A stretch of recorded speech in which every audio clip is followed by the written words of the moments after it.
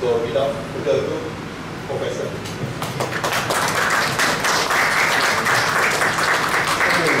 Good afternoon, friends.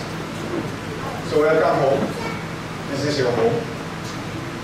Well, my position here is speaker, but actually also your host, because this house belongs to NUS. There used to be a very long story about this house. It used to be a mathematics clinic, but the whole history of this building has been put in the exhibitions in the front room. So later, if you have time, you just walk around and see. You want to feel, go up and go around this building, you will come. But if you feel anything strange, just let me know. Because I'm collecting stories. I'm collecting fact. And the fact is not just a tangible fact, but also intangible fact. So that is precisely what I want to try to say here this afternoon. These new slides. Well, when Bert asked me to be the speaker, I gave him this title, but he said, no, you don't want to use the word mongrel because it will offend somebody, certain groups of people in Melaka. I say, well, I'm not talking about Baba Nyonya or whatever. Next door is Baba Nyonya, fine. Yeah, it's part of Melaka culture. Heron Street used to be Heron. There used to be, well, that's a Dutch name, but actually it's nothing to do with Dutch. But it's a filthy rich Chinese that's living here. And why they are so rich and so cosmopolitan? Because they have direct access to Melaka streets. You need to pass through the custom anyway. Just go in the back door, in, out, you bring opium, you sell whatever. Yeah. In fact, those Chinese in that time become rich not because of legal trading, but it's also trading human trafficking and also opiums. But this is not being written clearly. So it's not about stories, it's hidden. So what is the definition of Peranakan? Are they Chinese and Malay? That is the official account. But if you read a bit about the report from Holland, Dutch, saying that actually the Dutch imported girls from Bali and Batak to come to Melaka for the contributions of the coolies here. Because they're all males. So in order to maintain peace, you need women. And this women was imported from places that are pork eaters. Yeah, because it's Malay, then it's Muslim. They cannot eat pork. There's a problem, right? So Balinese eat pork and Batak eat pork. So that's fine. So probably the so-called Peranakan is the descendant of these Balinese and Bataks. It's not really Malay. There's a lot of speculations floating around. So that's why I'm more comfortable to use this word mongrel, because during my talk in Jalan, I think 2-3 years ago, it's in YouTube, so you can just Google it and you can find this. I use this term to describe who am I. I'm a mongrel. Why mongrel? Because mongrel is the most resilient race in the world. Because we met anybody and we get married to anybody, just like our ancestors did in the past. No pre-arranged marriage. You just come to a place, want to stay there, find a woman there, make a family there, adopt whatever food, whatever customs, and make it your own customs, your own food, your own culture. So we are just hybrid, and because we are hybrid, we can survive, not like German dog. The German dog needs special food. So for me, the so-called culture, Peranakan, Nyonya, mongrel are all ideological constructs. In reality, in real life, we are the same. We are the same. Okay, let's start with this. Next. Okay, so also the second title. Well, the first title is The Future of the Past of Melaka, but I always tempted to use the first title, The Past of the Future of Melaka. I mean, whenever I came back to Melaka, I feel sad, because one or two building is gone or changed. It's like going to funeral. And Melaka is lost the original soul. even compared to 20 years ago. Not even one generation ago. The feel is different. The people are the same, yes, but the place has changed so much. The next. Even my favorite hotels, because it's the easiest place to stay, I always use luxury coach from Singapore, from Comfort Hotel direct to Equatorial, but it will disappear. I don't know what kind of form that will happen next June or July, but it's already belong to the government, so it's not belong to the former owner anymore. Then next. And this was taken in 2009, Kampung Bungaraya Pantai, 2009. Of course, you know what happened there. But that's happened there. I met with this uncle and he cursing the government, cursing shore organizations, cursing the developers, saying why they don't let us stay here, why they have to mess up with this place. Just now, this morning, my bus always passed the Swiss hotel, whatever there. And you see that huge big temple behind this place, one of the most important temples in Melaka. It's a marine temples. The military, the naval temples, the naval gods of the Chinese Armada. And the courtyard with the big trees. Now it's reduced into a very tiny renovated temple, very close to the hotel. Yeah, and even more sad when you see all that Portuguese chapel. From the street, from the Kampung Mountain, you still see a bit. It's very famous. But before that, it's become like a garbage bin, fresh from the food court. Now it's a bit cleaner. But you won't know what happened to that site because it's already, something will happen. Okay, so I feel very sad when I saw these pictures in 2009. Okay, and it's gone. And especially the Dato here near the trees. Next. And the thing is that all this so-called Melaka history, official history, is based on fake news. Even before Donald Trump used this. We only use this kind of narrative. For example, I don't know whether this is still active or not, Melaka.net, even government website use the same story. During the peak of the Melaka Sultanate, Sultan was given the Princess Hanlipo, China Emperor, many tombs dating back to Ming Dynasty, Bukit China. Just now, Joe showed me that small things. It's about Hanlipo. Right? Okay, next. Another fiction, Sampokong Temple, constructed in dedication to Emperor Cheng. That temple near the graveyard, near the Bukit China. Yes, of course, we have all this story, right? Fish mystery place itself against a damaged hull, preventing the ship from taking water. All these are urban legend, but it's put officially in the tourist publications, in the government websites, and even maybe in the school books. And how they teach the tourist guide on the bus. Every time the tourist, because if you come from Singapore, the bus must have a guide, and the guide keep telling these stories over and over again. Okay? And then some say that the face of Mahachu and Guan Yin in Cheng Temple is the face of Queen Victoria. You know, all these stories, right? This become like truth, but it's all alternative truth. Okay, so it's before Donald Trump, the Melakan are the masters of the fake news. Okay, next.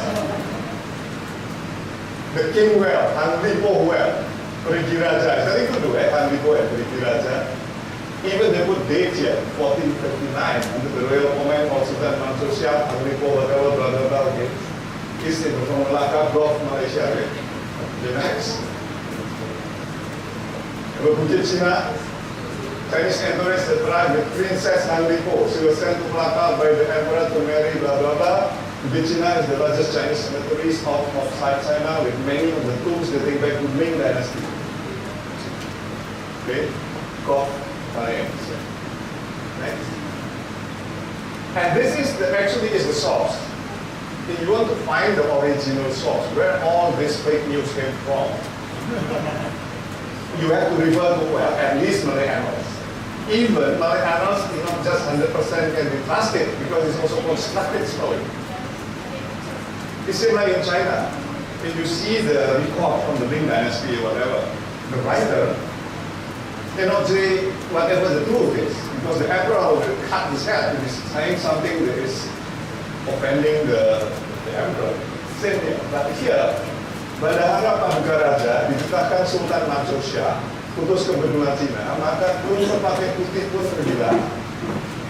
Bisa dihentikan di rumah Perdana Menteri yang bernama Li Po. So it's the name of a prime minister in the guest house in the capital of Nanjing that received this entourage from Melaka and then stay at Lipo house. Hampir 5 hari, maka masuklah Lipo dan segala orang besar-besar menghadap Raja Cina. Okay, so it's Lipo, it's not this. And then another chapter. Setelah datang ke dalam, maka Sultan Mansur Shah pun terlalu heran melihatnya. Putri Han Liu. That is not Han Lipo. So it's two facts mixed together if the story is true. Putri Han Liu, anak Raja Cina, maka bersulap berhubungan masuk Islam. This is big strange. And then maka segala menteri Cina yang 500 disuruh dia berpikir Cina, itu maka dinamai berpikir Cina, dan sekarang ialah membuat berizin berpikir Cina. Since this is the source. But even the source itself is questionable. Because you can't find any record from the Ming Dynasty. And we know the Ming Emperor, the Ming Dynasty has a very detailed report of everything. And it's not there. But doesn't mean it's not true, because maybe the text is burned, gone, because the Ming Palace has been on fire several times. But you have to cross-check with all the sources from Portuguese, from the Arabs. So oral history is important, not just Malay. Because Melaka is not just belonging to Malays. This is always an open port, very international. So therefore, the information, data, story is being spread all over the world. Okay, next. If we combine this chronicle of Melaka according to Chinese and Malay sources, well, let's run through this. 1324, Melaka was mentioned in Jalan Majapahit.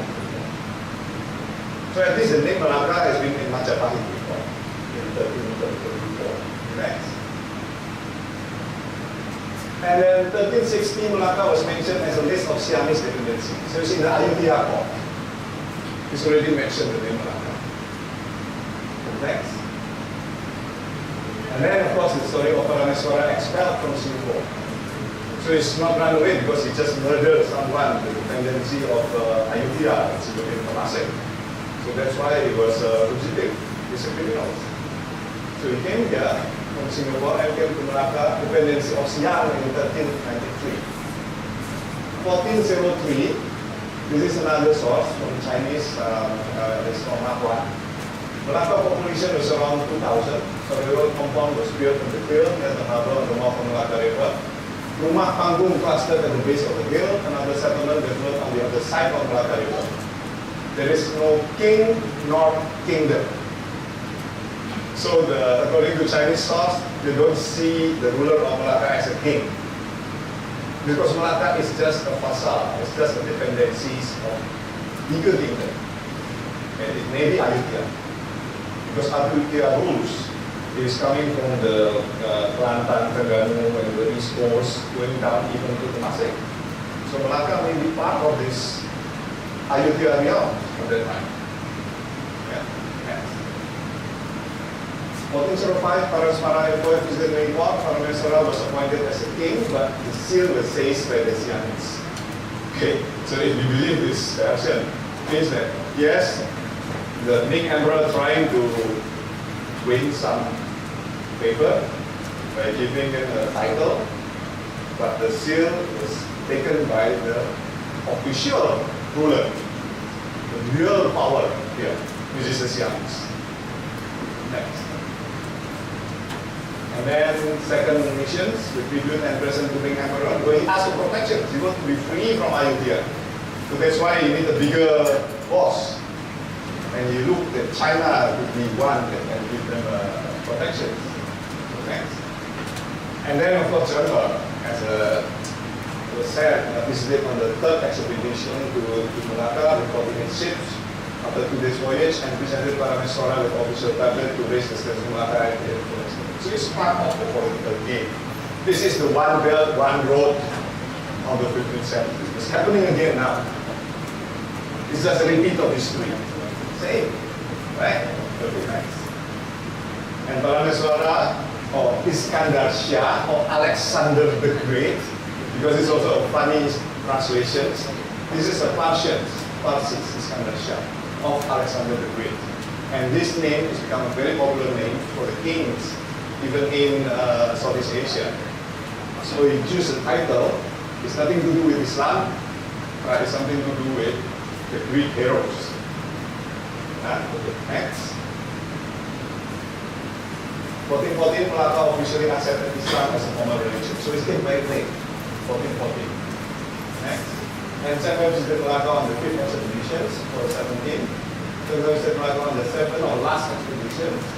Cheng died and was buried in the ocean in 1433. So he's in his trip to Qatar actually, but he failed. So in Surabaya, there is a mosque set up by the Chinese Muslim and called Haji Muhammad Chengbo is a fake news again. Haji is his father, not him. He failed to be a Haji. He died in the middle of Indian Oceans. If you go to Yunnan and somebody claims, oh, this is the graveyard of Cheng, it's a lie because he was buried in Indian Ocean. So when a Muslim died before sunset, you have to bury the body. And you cannot just keep the body for months until you reach the land and then back to Yunnan. It's not possible. So maybe the graveyard, the tomb of Cheng is a fake tomb. It will be just relics, maybe shoes, hair, toes, whatever. It's representations of I go to Semarang, for example, there is a cave in Gunung Batu saying there is a cave for Cheng. Actually, it's not. Cheng never landed in Semarang. But only is one of the followers because the ship is broken. The name is Hong Kim Hong, and this Hong Kim Hong is the one who set up a small temple inside the cave just to remember Cheng. So, and then, finishing, Cheng Yosef wrote in Sing Cha Sing Lan, the people of Melaka are rather dark in skin, but those who are fairer in complexion are the descendants of the Chinese. So you can see all these two different groups of people. Yeah. So the descendant of the Chinese is not Chinese. It's OCBC. Orang Cina bukan Cina. Because it's already assimilated. And some as very, very OCBC. Because become dark skin. Okay, next. According to Malay annals, Sultan Mansur Shah married Princess Ayu. But this has never been mentioned in any Chinese chronicles. Okay, next. Mahwan wrote in Ye Seng Lan that Melaka was visited by Chinese merchants. Next. The Chinese traveler, 1537, wrote in IE about Melaka before the rebels of Portuguese. Pork was eaten by the Chinese who live in Melaka. So they are not Chinese Muslim. Yeah, they eat pork. They live in a hotel. Hotel is a rental house, shop house, something like that. And the chief of which always sent female slaves to serve them and send the food and drink morning and evening. So the boss, it's not the pimp, it's the boss of those workers. Actually, is lead them with all these basic needs, including women. And it's facilitated by the Dutch on another source, which we learn from the Dutch POC archive, that this woman actually is coming from Bali and from Batak, from Sumatra, not local race.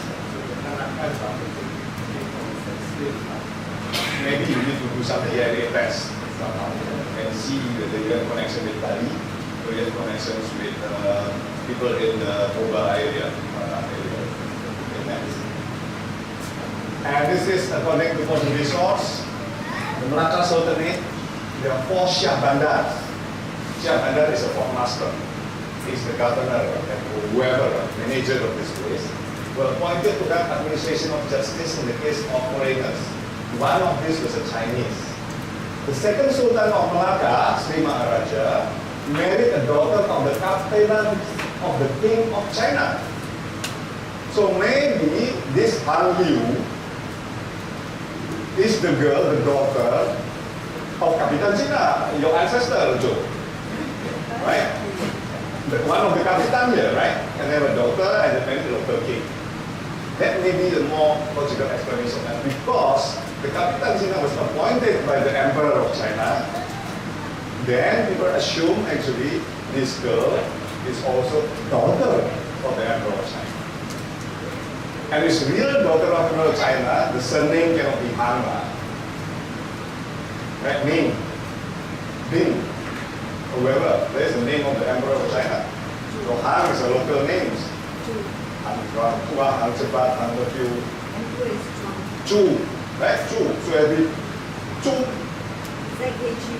Yeah, so that must be the name, right? It must be that name. And Chinese merchant in Melaka has been ill-treated by the Malays, and when the Portuguese attacked in 1511, the 5 Chinese junk present at the harbour and the Chinese merchant of the city all sided with the Portuguese against the Malays. The Chinese merchant in Melaka were helping Superior, the first Portuguese captain to visit Melaka. So, you see China is not dependable anymore, well, let's do this with Portuguese. So this is always the power game that the people of Melaka, being a cosmopolitan people, has no loyalty to any one of those big power. So whoever in power, this is what all. Right? Now China is very powerful than America. Okay, let's go to China. Last time, well, Japan is very powerful. Let's go to Japan. But it's always the mental state of this destination. Next. So this is the fact of the China, right? Joe will explain what this and that. Go straight. Next. So the earliest date of the graves, the stone is still there in the Qingdong temple. The stone, the big pot. On stone. Why is not there? It's 1622, so it's not 14 something. It's nothing to do with Ming Dynasty. Between 1641 1795, Captain Li bought the hill from the Dutch for use as burial ground for the Chinese. Yes, it's very old, but it's not that old. Right? It should not be with this 500 princess or decorations or even overall general 15th century. This one is 17th century. It's 200 years apart. Okay, next. And Po San Teng was built in 1795, not Cheng Hon Teng. Po San Teng, not San Po Kong. By Kapitan Chua, your ancestor, for Tua Pei Kong to guard the burial ground. So it's a burial temple. Yeah, the next. I think, yeah, this is from your email, so write us on page okay, next. 以后以今天讲下面有变于 Melaka. Was bought to visit the temple, was the name of the temple, turned out to be Po San Teng, not San Pokong. And just he stepped out into the front of courtyard, a wooden plaque in front of the building, dated 1798, states protecting the soul of the deceased. And then President Cheng commented, oh, so this is a graveyard temple. So, the officials from Malaysia tell this alternative story to Jiang Zemin, a very powerful person from China, come to Melaka. And Jiang Zemin, of course, he can read Chinese, when the locals cannot read Chinese. But bravely he told the story. Okay? Next. So the temple is not related to Cheng. And that statue actually is not Cheng's statue. It's one kind of the water gods from somewhere, right? It's a homeless god's temple. So if you don't want, you become convert, you become Christians, you don't want to keep statue in your home, the easiest way is just to come into the temple now. And because it's a graveyard temple, it's good to keep it there. So at least there's somebody who's taking care of it. And someone put that statue on the main altar because it looked like Yuna. And say Yuna is a Cheng Ho. I personally never believed that Cheng Ho is a Yuna. He was a boy when he was captured by the future Emperor Jalan and brought to the Nanjing port. He was a Muslim boy. So he was circumcised when he was small. So it's not cut. So he can keep his organ when you are in the court, because he has highest connections. His friend is the Ming emperor. And it's given new name, Cheng. The original name is Ma Ho. And Ma is Muhammad. So this Muhammad Ho was circumcised when he was small. And then become the very good friend of the Ming emperor. So he can keep his organ. Because during that period, there are two types of Yuna. And his corruption is rampant. Not every Yuna want to be chopped, so he just pay someone, bribe someone, poor people from outside the palace, to buy the three treasures. Drive it up and then show to the chief Yuna, okay, it's chopped ready but never check.